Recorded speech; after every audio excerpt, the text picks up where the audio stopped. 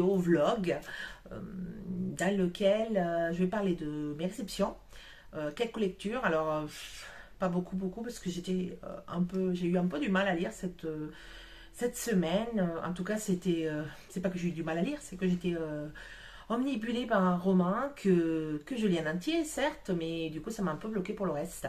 Bon, je vous explique tout de suite après les réceptions, de quoi il s'agit. Alors, je vais commencer par une réception d'aujourd'hui. C'est un roman. Alors, c'est un roman Charleston. Alors, il pèse, je sais pas, il doit peser 2 kilos, quoi. Regardez-moi cette bricasse. Il fait plus de 850 pages. 824 pages, il fait. Alors, c'est une lecture que j'ai eu la chance d'avoir en avant-première dans le cadre des ENC, donc épreuve non corrigée Charleston, en tant que lectrice Charleston. Donc, c'est Min Jin Lee, La famille Anne. Pour ceux qui connaissent l'autrice, c'est celle qui avait écrit Pachito, je crois que c'est ça qu'on dit. Alors, comment dire? C'est un roman que je n'ai pas lu en entier, pour plusieurs raisons. La première, il est arrivé à une période où j'avais déjà beaucoup de lectures en même temps.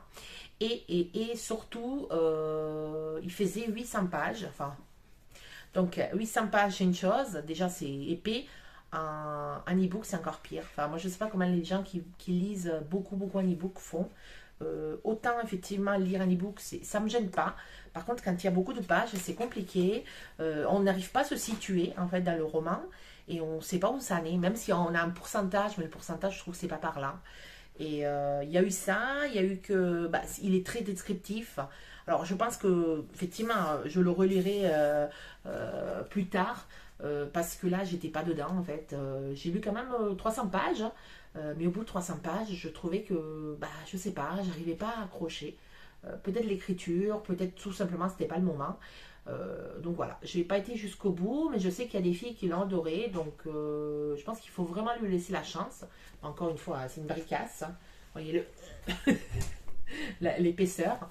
Mais bon, voilà, c'est l'écriture de Min Jin Lee.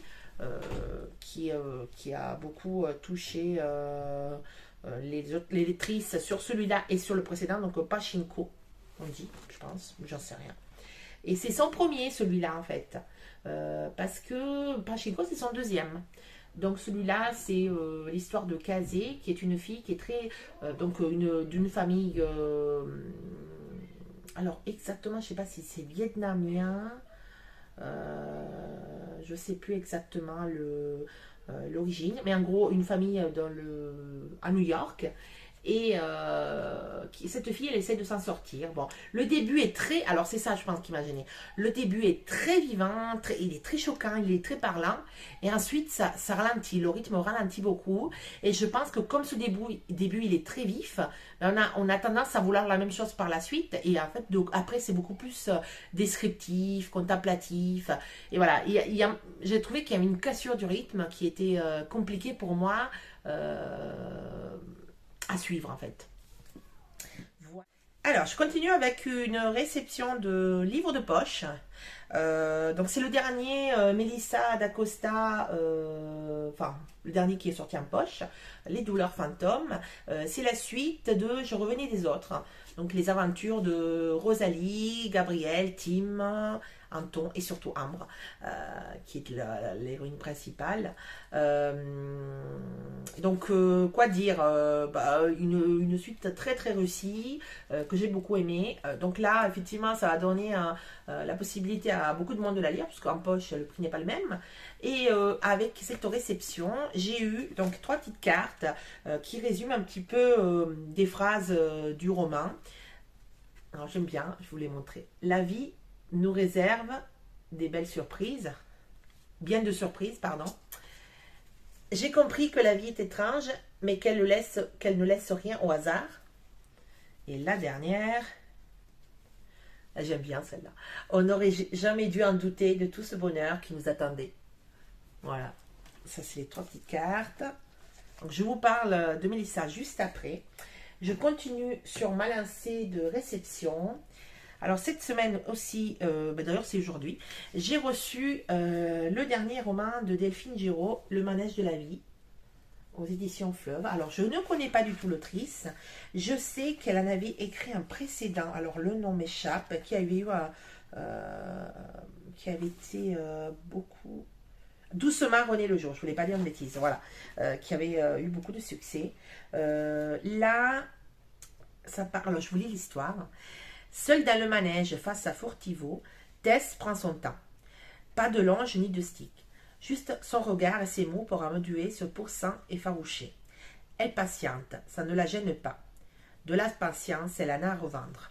Cela fait 15 ans que Tess et Manuel essayent d'avoir un enfant. Unis par une même passion pour les cheveux, ils ont appris à dompter leurs sentiments aussi bien que leurs bêtes. Cependant, au fond de Tess, le doute s'insinue. À quoi bon continuer? Alors, quand se présente une opportunité professionnelle au Parc des Légendes, véritable institution en Vendée, elle commence à entrevoir une autre vie, dans le monde du spectacle équestre. Au risque de s'éloigner définitivement de Manuel, mais n'a-t-elle pas déjà trop attendu pour laisser passer cette chance? Ah, c'est sympa comme tout. Donc, il sort le 9 février. On n'a pas longtemps, en fait. Voilà. Il a l'air d'être un roman tout doux. Déjà, la couve, elle est toute douce. Donc, il y a un petit bandeau. Saisir une nouvelle chance au risque de tout perdre. Donc, il sort demain. Ouais, mais c'est ça. Il sort demain. Voilà, voilà. Ensuite, ouais, je vous avais montré... Non, d'abord, je vous montre une autre réception. Donc, c'est les éditions Nami, si je ne dis pas de bêtises. Oui, c'est ça. C'est le recueil de poèmes de Morgane Hortin.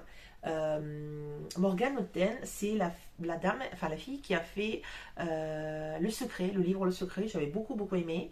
Et elle est sur Insta, sous le pseudo aussi Insta, ah non, Amour Solitaire. Elle a écrit d'ailleurs 2 livres, Amour Solitaire. Et en fait, elle a récolté des messages de personnes qui s'aiment, des SMS, tout ça, et elle a fait un recueil, c'est super sympa. Et pour Le Secret, elle a fait la même chose, mais par contre, voilà, elle a fait un bandeau à story en demandant quel est ton secret, hein, quelque chose comme ça. Et en fait, elle a eu plusieurs réponses, et parmi ces réponses, elle a appelé après les gens. Et elle a en fait échangé avec eux sur leur secret pour savoir un petit peu pourquoi ce secret est important pour eux et tout ça. Alors je suis en train de voir si je retrouvais. Non, je ne l'ai pas là. Il y a aussi un carnet qui est super sympa. Ah, il est là. Il est juste là. Lettres d'amour. Toutes les lettres ne sont pas des lettres d'amour. Ou peut-être le sont-elles. Alors ça, je ne vous l'avais pas montré à l'époque. Et en fait, c'est des lettres à sa santé, à soi-même, à son père. Enfin, c'est vraiment un carnet à remplir. Et ça permet d'écrire. Il y a un temps imparti, 2 minutes, 3 minutes, voilà. Et c'est des lettres à rédiger. C'est un peu une forme alors pour moi, elle a essentiellement ce recueil ce carnet plutôt a 2 fonctionnalités, fonctions. La première, écrire, donc effectivement développer l'écriture, et la deuxième, c'est un peu un journal intime. Donc ça, c'est le carnet. Et ensuite, donc ce que je vous montrer la réception d'aujourd'hui, le recueil de poèmes, La chambre sans mur. Donc c'est des poèmes en prose. Vous voyez, il y en a des très petits. Il y en a des... Ah oui, très petits. Il y en a qui font 1 page, il y en a qui font 2 pages. Je ne les ai pas encore lus. A priori, c'est très intime. Je vous lis juste ce qui a marqué derrière. Ça doit être un poème. J'ai dansé, étiré mon corps, repris possession de chacun de mes membres. Habité tout l'espace, je suis allé chercher la vie dans les endroits profonds qu'elle avait désertés. J'y ai trouvé l'océan, l'odeur des cendres encore brûlantes, le violet des plaines de mon ventre. J'y ai trouvé ma chair, mon sang, le sel de ma salive. Je suis allé y voler le feu. Voilà, c'est super beau. Bon, ben voilà, petite poésie. Et ensuite, j'ai acheté un petit carnet de lecture. Donc là, c'est 5 livres. Et en fait, je voulais un petit peu de pouvoir écrire mes avis, mes livres, autrement que sur Insta. parce que, je sais pas, j'avais besoin de le mettre sur papier. Et puis sur Insta, je mets pas tout. Là, par exemple, j'ai commencé à les remplir. Et en fait, par exemple, vous mettre des citations qu'on a aimées, tout ça. Et sur Insta, on va pas faire des posts qui font 4 pages. Enfin, on peut pas, en fait. On est limité. Et puis, c'est bien aussi de l'écrire, d'avoir une trace. Voilà. Autre que virtuel. Donc, le premier livre dont j'ai parlé, c'est le premier que j'ai lu depuis que j'ai ce carnet, la semaine dernière.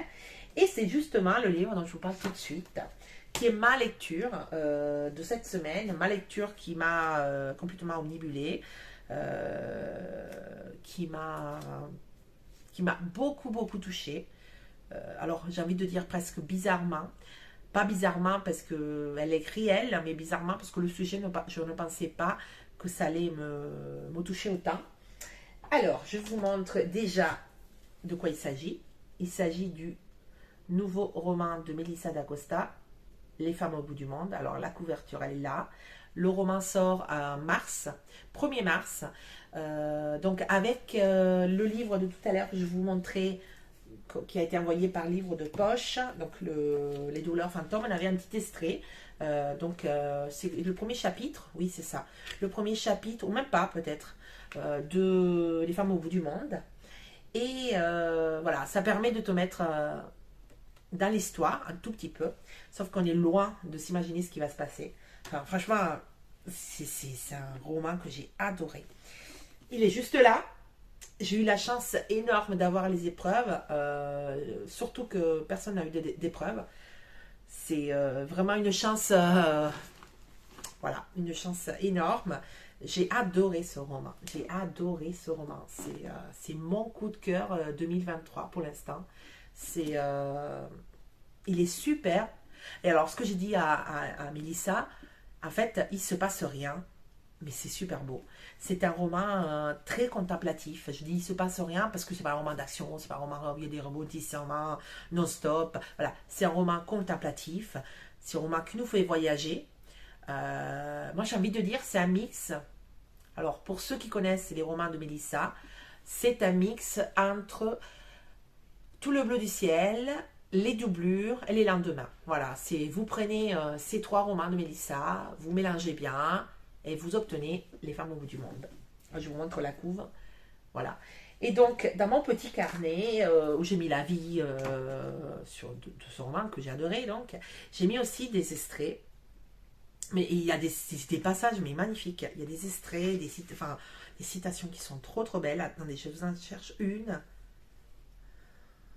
Alors, je peux vous donner celle-là, parce que je trouve que c'est celle qui résume le mieux le roman. Alors, voilà, c'est une citation qui sort, qui est complètement sortie du contexte, parce que je spoil rien, je vous dirai pas de quoi il parle, même si les quatrièmes peuvent vous en dire un peu plus. Moi, je vous laisse vraiment le découvrir, parce qu'il faut le découvrir, il faut découvrir le roman sans savoir de quoi il parle, parce qu'il est magnifique. J'ai l'impression de me répéter, mais c'est parce que quand j'aime beaucoup quelque chose, j'arrête pas. Alors, je vous lis juste cet extrait. Si tu te demandes ce que nous faisons ainsi, loin des hommes, je vais te le dire. Nous veillons sur notre petit univers, nous veillons les unes sur les autres. C'est ce que font les femmes au bout du monde. Voilà, ça justifie le titre, ça justifie le roman et ça justifie l'histoire. Quoi dire de plus? Il est hyper poétique. Je pense que c'est le roman le plus poétique de Mélissa. Clairement, dans les lendemains, elle avait un peu de cette poésie, mais là, elle ressort mais grandement. En fait, j'ai l'impression que toutes les phrases, elles sont réfléchies, elles sont posées. Il faudrait presque le relire plusieurs fois, parce que je pense qu'au début, on le lit pour savoir ce qui va se passer, et la deuxième fois, on devrait pouvoir le lire pour vraiment se délecter des mots. Parce que, voilà, j'ai mis des petites post-it, j'en ai mis quelques-uns, hein, il y en a 3-4. Là, j'ai fait nos cœurs, carrément. Alors que j'aime pas ça, mais j'avais pas de post-it sur les yeux. Et qu'est-ce que j'ai trouvé là? Enfin, je sais plus, mais en fait, je sais pas. J'ai pas souligné parce que je voulais pas. Ah oui, c'est un proverbe maori. Oui, parce qu'en fait, ça se passe en Nouvelle-Zélande. Il y a des petits mots maori à l'intérieur. Et du coup, voilà, c'est des petits proverbes. Alors, il y en a un qui a. Je crois que c'était. Je sais plus exactement. En gros, c'était.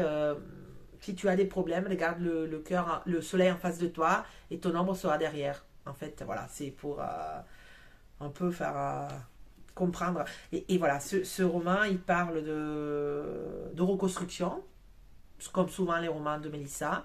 Et il est très contemplatif, comme je disais. Mais voilà, il y a un petit quelque chose de torturé qu'on a vu notamment dans la doublure. Donc je pense que Mélissa, c'est comme ça qu'elle a envie d'écrire aujourd'hui. C'est comme ça qu'elle va nous faire des belles histoires, qu'elle va nous sortir des belles histoires. En tout cas, celle-là, c'est un coup de cœur. S'il y a un livre acheté en mars, c'est celui-là. Franchement, et je n'ai pas de droit sur le livre du tout, et je l'adore juste. Voilà, je vous parle avec le cœur. Et vous avez vu, j'arrête pas de dire qu'il est génial, parce qu'il l'est. Je pense qu'on va être beaucoup à l'aimer. Et voilà. J'arrête de parler de ça. Je vous remonte la couve. Elle est là. De toute façon, vous allez le voir dans toutes les librairies, parce que Mélissa, c'est le phénomène des dernières années, dans le top 3 des livres les plus vendus, ben celui-là, il va être encore plus... moi, je pense qu'il va être plus haut que le 3. Mais bon, on verra ça. En tout cas, je vous le conseille. Voilà. Et là, c'est le... J'arrête avec les romans. Et maintenant, c'est la minute Bouclinta. Alors, bon... le Bouclinta n'a pas encore commencé. Il commence, donc, comme vous le savez, le 18 février. Il y a plusieurs personnes qui sont inscrites. On est sur 5 équipes avec plus ou moins 20 personnes par équipe. Nouveauté de cette saison, on a une marraine, donc d'exception. J'y retourne. Mélissa D'Acosta encore. D'ailleurs, je crois qu'elle a tellement aimé le concept qu'elle est en train de me chercher. Enfin, elle a déjà eu des idées d'épreuves. Bon, elle n'est pas tendre, donc... je pense qu'on va bien rigoler. Voilà pour le petit côté marraine. Après, au niveau du fonctionnement, cette année, ça va être complètement différent de ce que vous avez connu, pour ceux qui ont connu le Bouclinta avant. C'est-à-dire qu'on ne va plus fonctionner avec des posts. C'est d'ailleurs le gros scoop de cette vidéo. Alors aujourd'hui, à partir d'aujourd'hui, enfin à partir du 18, le comptage des points va s'effectuer uniquement en story. Clairement, je vous l'explique ici. Ensuite, forcément, il y aura des redites en story, dans les groupes et tout ça. De toute façon, voilà. Ce qui va se passer, c'est qu'en fait, chaque fois, j'ai des templates, j'ai fait un template. Chaque fois qu'un thème est validé, vous faites une story en taguant, donc en mettant la copie la photo du livre avec le thème pour lequel vous l'avez lu. Et ensuite, vous taguez votre chef d'équipe ou les deux sous-chefs, entre guillemets, qui sont avec le chef d'équipe. Donc, il y a 3 personnes. Donc, soit vous taguez les 3, soit vous en taguez une. Peu importe, c'est à vous de décider, c'est votre équipe qui gère. Pour le chef d'équipe ou pour les sous-chefs, le rôle, ici, ça va être de créer une story à la une en mettant tous ses posts. C'est-à-dire, alors, déjà, il faudra qu'il reposte le post de cette personne et ensuite qu'il enregistre un story à la une. Comme ça, il sera possible de les visualiser et de compter les points, tout simplement, en fait. Donc, ce qui va se passer, c'est que ça évitera déjà, de faire des posts éphémères, déjà qui sont c'est très compliqué à gérer. Il y a des personnes qui ont un feed déterminé, qui n'ont pas le temps de faire les photos. Là, c'est beaucoup plus rapide parce qu'en fait, vous n'avez pas besoin de faire une photo. Vous avez juste besoin de mettre le titre du livre, une capture écran que vous trouvez sur un site, sur Google, en fait, et vous mettez le titre du livre, la capture du livre, le thème, et voilà. Et le point est validé. Et puis votre chef, il le mettra dans sa story. Et en faisant comme ça, en fait, on pourra après comptabiliser les points. Et ça sera beaucoup plus simple. Il n'y a pas de problème d'hashtag. Il n'y a pas de problème de post éphémère. Il n'y a pas de problème de feed pour les gens qui veulent avoir un feed uniforme. Voilà. Ça, c'est la grosse nouveauté de ce Bouclinta 6. Autre nouveauté, il ne sera pas possible de lire des BD, des mangas et des romans graphiques. On pourra lire que des romans avec un minimum de 200 pages. Et voilà, ça c'est pour donc minimum de 100 pages. Il y aura peut-être des choses particulières en fonction des thèmes. Donc ça va être évoqué au fur et à mesure. Là, sur la première période, vous allez avoir 4 thèmes. qui seront révélés donc le 18 ou un peu avant, on va dire, on va voir. En tout cas, ça commencera le 18, la lecture entre guillemets, proprement dite. Et au niveau des thèmes, oui, je pense qu'ils vont être révélés un peu à l'avance pour que vous puissiez chercher dans votre PAL ou en bibliothèque ou comme vous voulez. Voilà, quoi dire de plus. Donc, de toute façon, on expliquera tout ça au fur et à mesure. Après, là, il y a aussi des épreuves, des défis, entre guillemets, qui ne sont pas de lecture, à proprement dit. C'est des rébus, des jeux, différentes choses variées. Pour ces épreuves, ça va être sur l'île mystérieuse. L'île mystérieuse, alors pour l'instant, je ne vous dis pas plus, juste que c'est l'île sur laquelle auront lieu les défis. Il y aura chaque fois une personne, voire plusieurs. Là, pour l'instant, on commence avec une personne qui sera volontaire dans chaque équipe pour aller sur cette île où il va y avoir les défis. Pendant donc, les jeux qui vont se faire, soit ils se feront directement dans le groupe, soit ils se feront en story, soit les deux. Et le gagnant de 5 personnes, des 5 volontaires, aura un avantage pour les thèmes qui arrivent, entre guillemets, et celui qui est dernier, donc des 5, aura une pénalité. Pareil, ça je vous dirai plus tard, qu'est-ce que c'est les pénalités, qu'est-ce que c'est les avantages. Là pour l'instant, on a déjà eu une première sélection. Il y a déjà 5 personnes qui sont sur l'île mystérieuse. Elles ne savent pas encore ce qui les attend. Pour l'instant, elles se sont juste fait des présentations, elles sont juste échangé un petit peu, elles ont juste fait un peu de connaissances.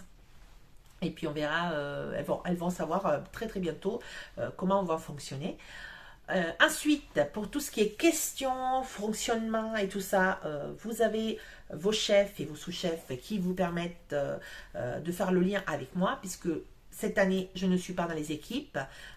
C'est pas parce que je vous aime pas, mais c'est parce que en fait, c'était trop chronophage d'avoir des groupes où il y a 50 000 discussions. Déjà que sur un groupe, vous le voyez, ceux qui participent, ils ont plein de discussions.